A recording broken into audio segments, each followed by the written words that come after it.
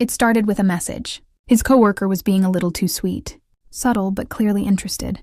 I didn't get jealous. I had a better idea, so when he walked in and saw what I'd planned, I just looked up and smiled. "Come here," I whispered. "This part's for you." Before we begin, if you're a regular here, don't forget to like the video and hit subscribe. And if you're new to the channel, welcome. You're in for something special. Let's begin. He was already clutching at the sheets when I dropped down again, lips tracing the trail I knew drove him wild. I loved watching his chest rise, hearing the way his breath caught in his throat. It made me hungrier.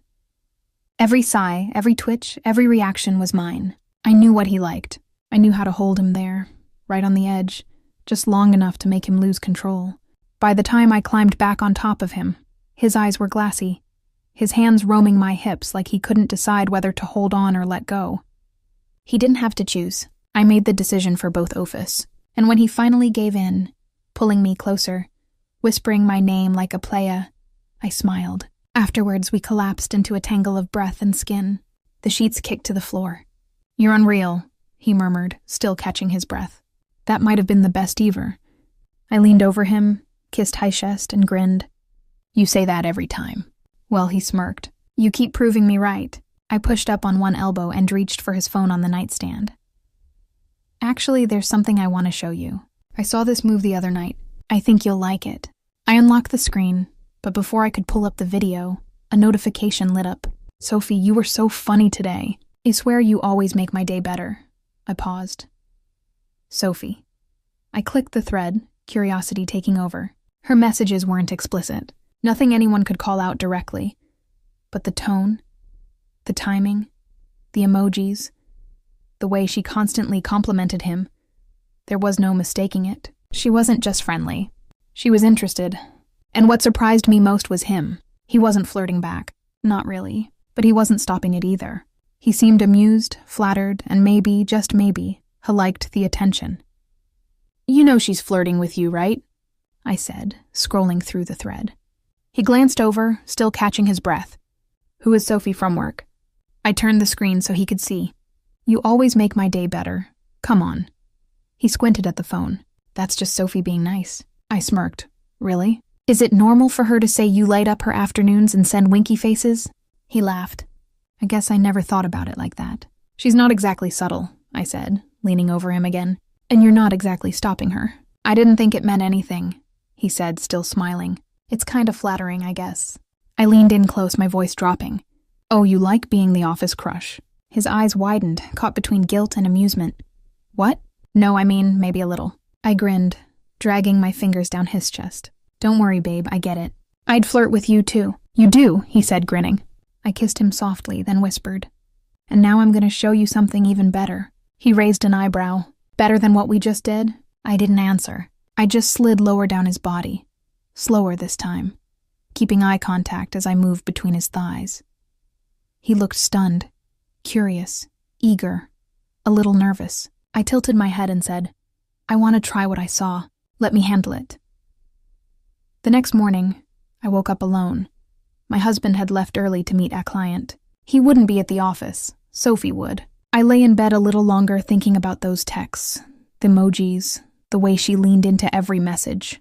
I could picture her laughing too hard at his jokes, brushing his arm, looking for excuses to talk to him.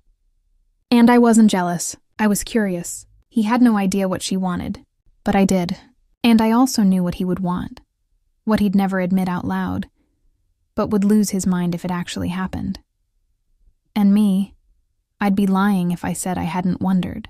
So I picked up my phone and sent the message. "Hey, any chance you're free this afternoon? Just want to talk?" "Nothing bad," she replied fast. Sure. Is everything okay?" "Totally. Bring coffee and a good excuse to leave work early." I didn't have to wait long. She knocked about half an hour later, coffee in hand and nerves all over her face. "Hi," she said. "Hi," I smiled. "Come in." She stepped inside, cautious. "You're prettier than I remembered," I said as she set the drinks down. "Oh, thanks. Don't be shy." "I get it. Get what?" "The texts," I said. "The way you talk to him." She froze. "I didn't mean anything by 'I'm not mad,'" I said calmly at all. She stared at me confused. "I just think," I added, stepping closer, If you're going to flirt with him, you should do it properly. She blinked. What does that mean? It means, I said, brushing her hair back, I have a proposition. Then I kissed her. Software, intentional, unapologetic. When I pulled away, she didn't move, which meant I was right. Her lips parted, breath shallow, eyes locked on mine, like she wasn't sure if she was dreaming or just hadn't woken up yet. I brushed my hand down her arm. You're okay, I said gently. You don't have to do anything, she swallowed. But you kissed me, I nodded. And I meant it. Her gaze searched mine for something. Doubt, permission, maybe both. I leaned in and kissed her again. This time she didn't hesitate. I felt her body soften into mine, her hand drifting to my waist. When I eased her shirt upward, she raised her arms without a word. Her skin was warm, and the delicate bra beneath made me wonder if she'd worn it just in case. I didn't ask. I lifted the shirt over her head, fingers grazing her back as the fabric slipped free. Her bra followed, then the rest, one layer at a time until she was stretched out, nothing left between us. I took my time. My lips moved over her collarbone, then down to her chest, tracing slow lines along her ribs, her stomach, and the soft inside of her thigh. Her breathing quickened with every inch, fingers tightening slightly against the sheets. When I moved lower, right where she needed me, she was already trembling. I didn't rush. I simply listened to her breathing, her shifting, the quiet sounds. She couldn't hold in. Her hips lifted slightly as I learned exactly what made her breathe like that.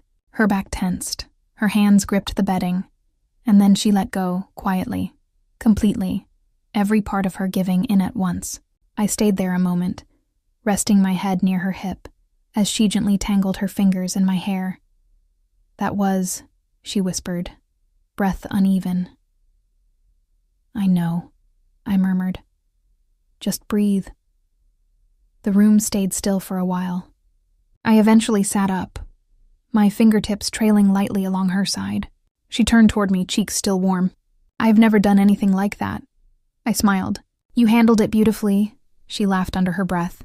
You're dangerous. Not really, I said, tilting my head. Just generous, she hesitated. Can I? I didn't answer. I just leaned back and let my straps slide off my shoulders. She understood. Her touch started light, exploring my collarbone, my waist, following the shape of me like she was learning something she wasn't supposed to know. She kissed Megan. Slower this time, more certain. Then she slipped my top the rest of the way off and let her hands roam, taking her time as if memorizing every detail. I laid back, watching her, letting her explore. When she reached my stomach, she paused. I gave her a nod. She kissed just below my navel, then followed Thaleen downward with her lips. I felt the warm brush of her breath and then her. My hand drifted into her hair. She started gently, still learning, but every sound I made gave her direction, and she kept going. I let go completely, my head tilted back, my breathing quickened, tension building with every second. I curled forward as everything hit at once. The sheets tightened my grip, a sound escaping. I couldn't quite keep in. She crawled back up beside me, glowing with quiet pride. We didn't speak. We didn't need to. We stayed there, wrapped around each other, the sheets tangled at our waists. I told you I had a proposition, I murmured, brushing a strand of hair behind Hirar. She smiled.